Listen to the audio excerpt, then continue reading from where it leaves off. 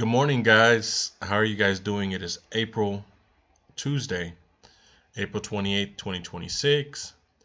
And I just wanted to talk about what I'm going through as far as my day trading. So, April has proved to be one of the most difficult months that I've had in a while. Um, the market just does not want to go down. Um, and sometimes I'll do my analysis and um,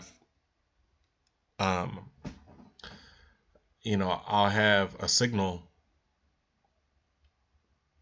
to short the market, and it just struggles to give up anything to the downside. The market has been very resilient, and it's just definitely taking longer to execute my trades than normally. Um, which has also been a learning period for myself. Going back, fine tuning some things in my analysis and my strategy, looking over things.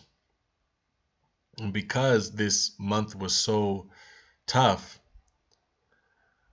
I was able to, learn a lot about my system.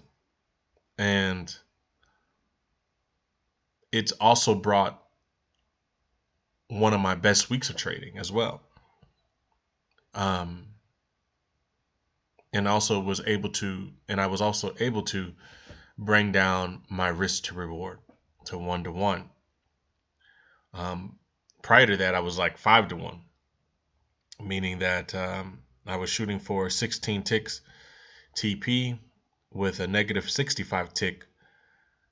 Plus or minus 16 ticks TP to a plus or minus 65 ticks stop loss. And it's a very consistent strategy. But the thing is, if I do have a loss, you know, um, it would really set me back. High consistency rate, but in the event that I do have a loss, it'll just set me back. So to now have a system where I can have plus or minus 65 ticks TP, plus or minus 65 ticks stop loss, even if it does hit my stop loss, I know that it's highly likely that I'm able to come back the next day and make up for that, which to me, I'm able to slow things down, really think through my strategy, really make sure that I'm looking at things very carefully, that I go down my checklist, and make sure that all the requirements have been met and so forth. And instead of earning 16 ticks, only 16 ticks, I'm able to earn 65 ticks, which to me is very, very cool. Um, so I've been looking forward to that. Applying the new strategy uh, at the beginning of this week. Yesterday was a successful trade, even though it took quite some time for the markets to hit my TP yesterday, like over an hour, almost 2 hours. It didn't hit my stop loss, and I just stayed into that trade. It was very systematic, and we had a little bit of retracement in the morning where it took out my take profit, and I was able to capitalize on that. But overall, the market is very has been very very has been very resilient. Um, just grinding higher, not wanting to give up anything. So sometimes when I have a sell side bias, I'm just like, I don't know, man. This is probably going to be a complicated trade, a lot of volatility. But As long as I stick to my system, I'm comfortable with executing the trade anyway. In the moments that it does hit my stop loss, I know that it's a huge learning moment for myself to discover, to unfold what happened. Most importantly, I'm learning something new. So not to look at my stop loss as something that's bad, is something major that I need to learn,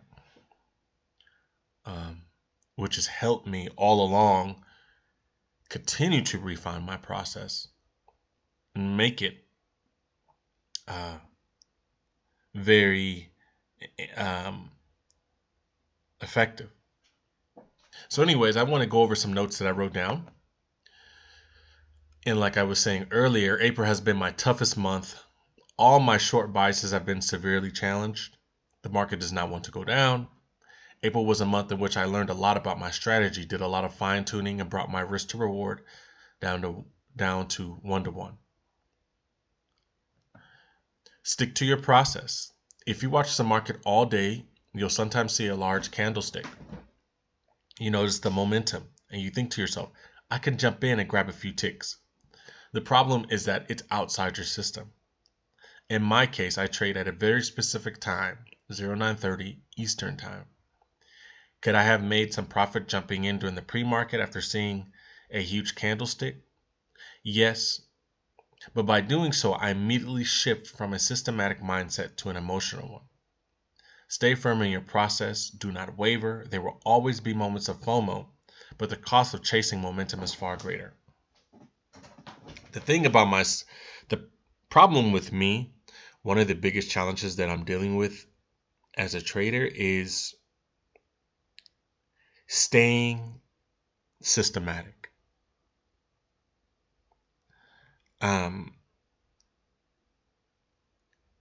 Like, for example, if I'm eyeing the market and I'm watching, on one screen I have, the market, and I'm looking at the candlesticks, I'm looking at the activity, and I think I recall on last Friday, I think in the pre-market, I don't know, like the market had just shot up for the S&P futures, and it just shot up, and it was quite unusual.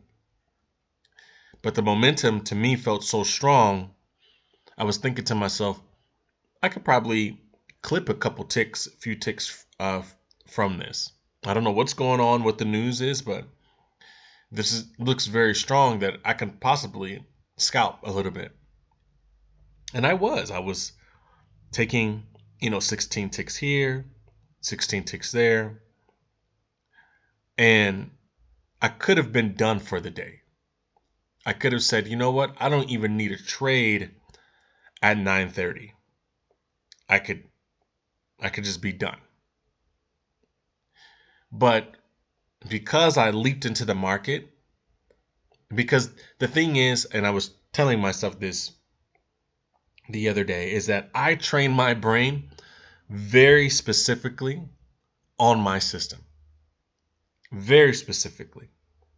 When I'm in the gym, in the sauna, and I'm under the immense heat and I'm sweating, I'm just replaying my steps, replaying my system in my head, repeating it over and over again, trying to ingrain it in my mind.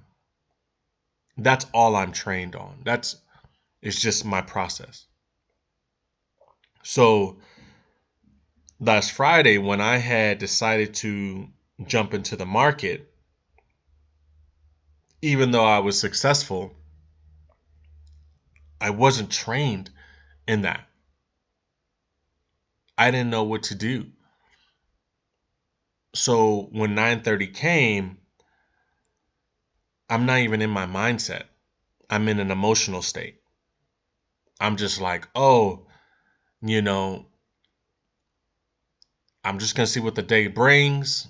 If there's any momentum, whatever the stocks may want to do, So far I've been lucky, and that like overrode my systematic behavior. Just took me completely off my game. So now I'm in and out of the market, and it only got worse, So the cost was so much greater, uh, even though I hit profit. Even though I had made profit in the pre-market, the cost was so much greater because I was using those profits to get in and out of the market, you know, thinking that I could make more. And that entire time, I had a short bias. And the market on last Friday did not want to go down. So trying to short keeps going higher, takes me out. Trying to short takes me out. And then I'm done in the morning. But now I am trying to juggle responsibilities outside the market, um, with as I'm trading, driving, and I'm trying to manage things, look at things, keep an eye on the charts, because I'm in trades. It was just a waste of time. Um, I regretted it because I used to be like that. And then I said, I thought I had gotten past those ways. But it just reminds me that no matter what, I don't care if the pre-market, if I don't care if in the pre-market the market shoots up 100 points. The S&P shoots up 100 points. The S&P goes down 100 points on some news or whatever. That's just my loss. I got to learn how to look past that, because the cost for me, I'm speaking for myself, for me to do that, to jump in the market thinking that I could get in and turn a profit, um, would just kind of just derail my whole mindset, my whole way of thinking. So, like I said, I train my brain on a specific, very specific things. So if I go outside of that, if I break that, I don't know how to handle myself. So it's better to uh, refrain from that, refrain from putting myself in that position. And these markets have been very volatile, as you know.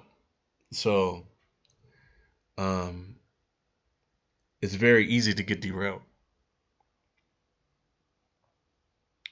But I realized, by just this month, that stick to your system no matter what.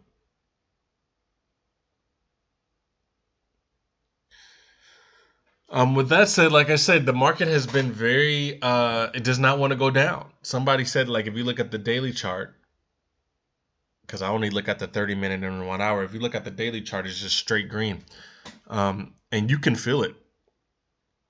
The market goes down a little bit for a couple points, and then it just retraces and pushes higher.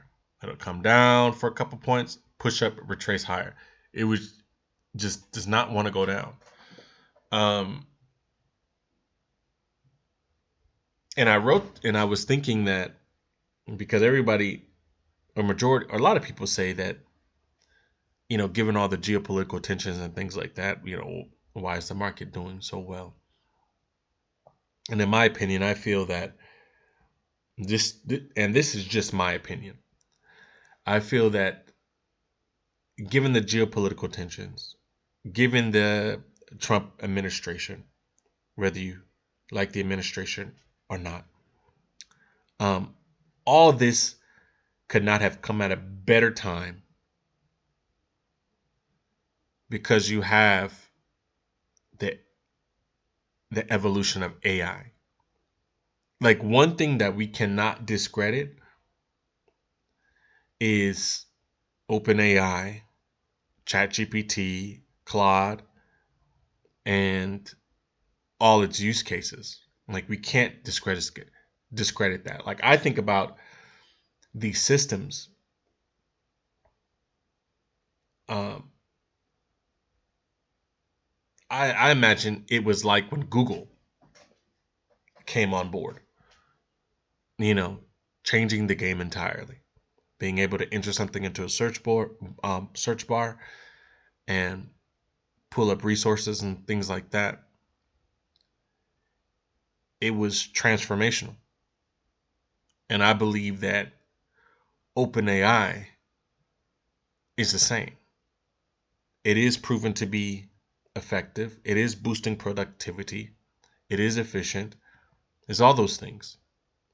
And for me to see a huge slump in the market, to see a recession, or to see the market fall amidst AI, even though we question the CapEx, um, the spend on AI, and what these companies are, uh, I would say, promising, to spend billions and billions of dollars on AI. Like it's here. It's something that we use every day, that everybody uses, and it's helped me. It's helped millions of people, and I just feel like that is what's helping the market ride higher. And it'd be a perfect time to be the president, because in my opinion, even if it's not the best administration, there's a lot of mistakes and questionable things. Um, it, it couldn't have been a better time for this administration. I guarantee you, if we didn't have OpenAI or ChatGPT and Claude and all these things, I do feel like the market would be down. And that's just my theory, you know. I don't know. But very interesting. Now, in regards to the geopolitical tensions, it's hard for me to speak on it because the markets just seem to push higher, and it's difficult to call the top, right? But, if this continues to drag on, will it eventually start having effects on the market? I don't know. I honestly don't know. But expect any short biases to be challenged. I'm not saying that I'm not going to short the market. If my analysis gives me a short, I'm going to short it. I know it's going to be challenged. I know the market doesn't want to go down. And I know that my execution time is probably going to be longer than usual. But I'm going to stay true to my process, and I'm comfortable in that. But overall, this market has been amazing, given all the things. That's all I could say. I'm just like, dang, you know? Um, but it is going to be interesting to see how things carry on as time goes on. I do believe that things happen. Um, Big things tend to happen that we don't necessarily account for. We haven't thought about it. It'd be like, oh wow, I didn't know that for example, um, what was the last thing that was quite interesting?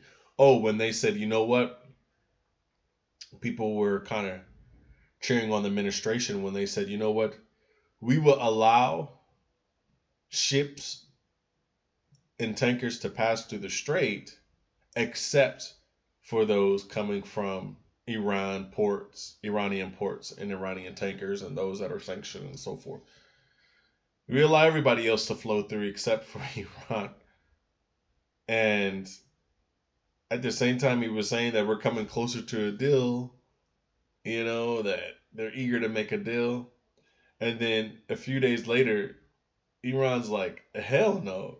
If you're not going to let us pass, we're not letting anybody pass. And then that's when you had them firing at ships and things like that. Like, I didn't hear one analyst, one host from Bloomberg or CNBC say, like, if we blockade the strait and we allow, you know, other ships to pass except for Iranian ships, yeah, you know, that's or that's part, they're going to be okay with that. They're going to be fine. We're winning. And that was quite interesting. And I didn't hear nobody talk about that. Like, that's only going to escalate the situation. And I think that's why you see things are very, very careful. Because one thing that I mentioned yesterday too is that some people say that, U.S. blockading the strait is working. And I had the question is like, is there any other way that Iran can export its oil beside using the Strait of Hormuz? And I looked it up on ChatGPT, and it says, they have other, ways to export, but it's not as legitimate as using the Strait of Hormuz. Like, Strait of Hormuz is really their primary way of exporting oil. Um, the other ways are fairly limited. And I said, okay. And then I asked myself, I said, well, I mean, is this just the Trump administration being clever, to blockade, you know, the Strait of Hormuz as well, Um, because maybe they caught Iran off guard. Maybe they were just so clever that Iran didn't think about um they themselves being blockaded, like, yeah, it's one thing to say we blockade the strait and we only allow our ships, the Iranian ships, to pass, and we're still able to export our oil and stuff. But the U.S. says, okay, well, we're not going to let any ships pass, or whatever the case may be. We're not going to let your ships pass either. And I thought, like, well, maybe, the administration was pretty clever in doing so. Maybe they didn't think about that. Iran didn't think about that. But ChatGPT says that, they have thought about that situation for decades. And to make a long story short, they said that if, I mean, this can only escalate the situation.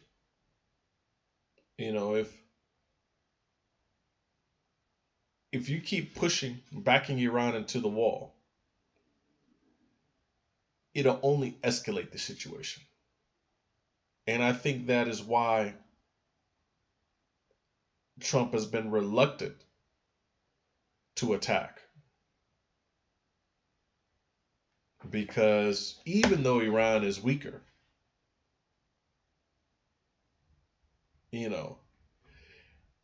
they could, if this situation escalates, it could cause problems globally, you know?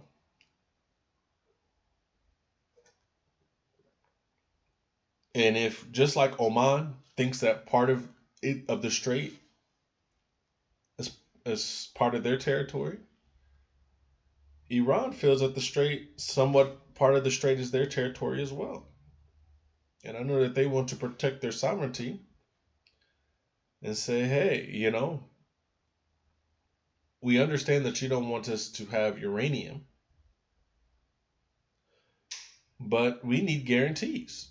We want guarantees that you're not going to attack us, that Israel's not going to attack us, and so forth. Whatever the case, I don't know exactly. But it's very, very interesting. So we will see.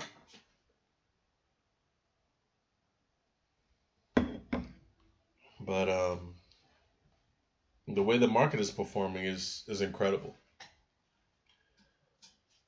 All right, so that's just my findings.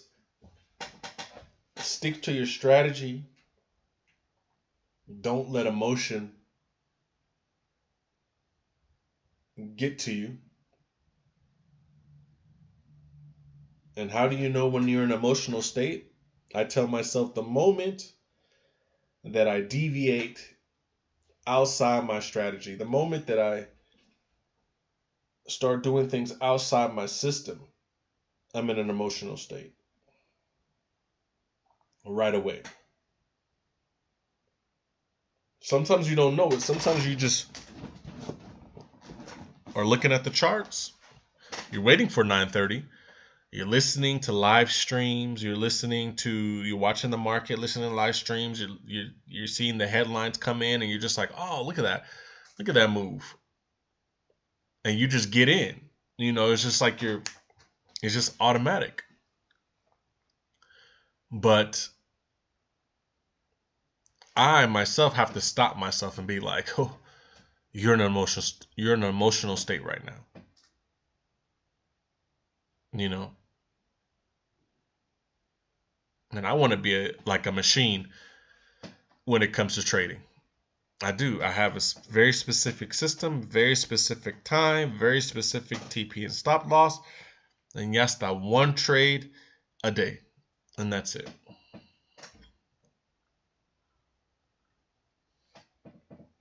If it hits my stop loss, it's an opportunity to learn something major, to really unfold something. You just repeat the process. There are specific setups that I do have that I just don't trade. And make sure that I stick to those days, those certain setups where I don't trade, that I don't try to justify or make special cases to try to trade that. And it happens. Like once you start getting momentum and you start having a successful day after successful day after successful day, you just like, sit on my hands.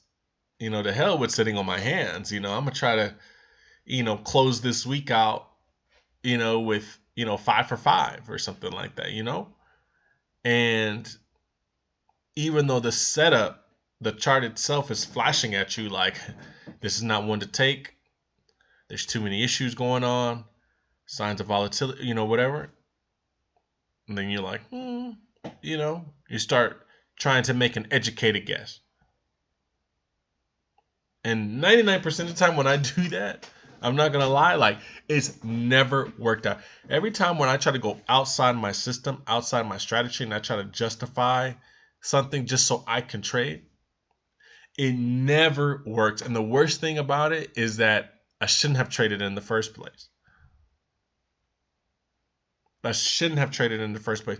My setup was giving me all the signs that, according to my checklist, if this appear, if it's that, and this, don't trade it. And I see it, but because I'm in an emotional state, my mind, somehow automatically I clicked into that emotional state. It took over. It took over me.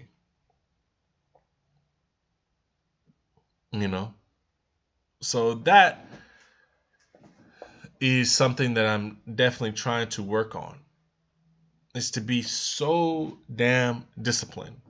But the thing is, because I'm constantly listening to live streams, to Bloomberg, to to everybody. And I could just turn it off, but for me it's just entertainment. But It's so easy to get into that emotional state. And I don't want to be like that. I don't want to do that. It never works for me. I'm sorry. Or even when it does work, I wind up giving it back. So I got to learn how to stop myself and be like, the cost is too big, Shante. The cost is far too great. Anyways, that's it. I hope I can upload this video. It's a 30-minute video. I don't know if I can upload it, but if I do, take what you can from it. This is just kind of like my personal journal, and I just made it available to the public. So I'm not some professional. I'm a discretionary futures trader that trades I trade my own I trade my own system. Came up with my own system, and I'm just kind of just sharing some of the things that I go through. So thank you, and have a great day. Have a great trading day. So.